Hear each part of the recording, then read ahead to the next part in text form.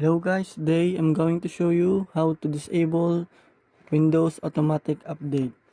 First method is press Windows R and then type services.msc. Click enter and then okay.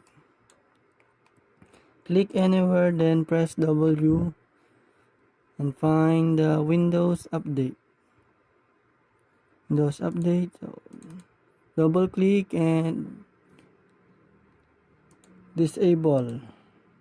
Here, startup type, make it disable and then click apply.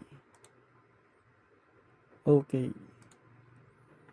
so that is the first method, and the second method is the regedit.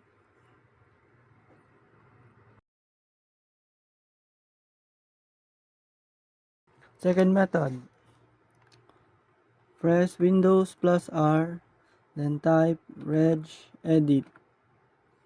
Okay, yes.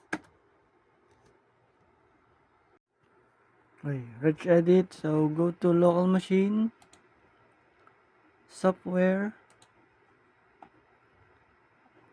then find policies, Microsoft, then Windows,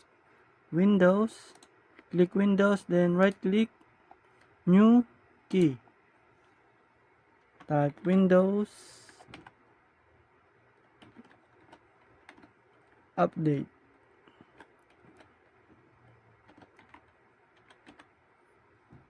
Make sure there's no spacing, click enter, then Windows update, right click, new key, type AU means auto update, so enter, then AU, folder AU, then here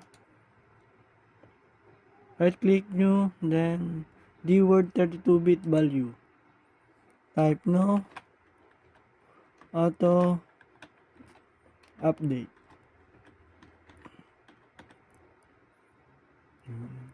enter, then double click, change the value 0 to 1,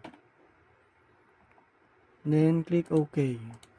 So that's it. Two method how to disable the Windows automatic update for your Windows 8, Windows 10 or Windows 11. Hope you like it. Enjoy. Please subscribe my channel. Thank you guys.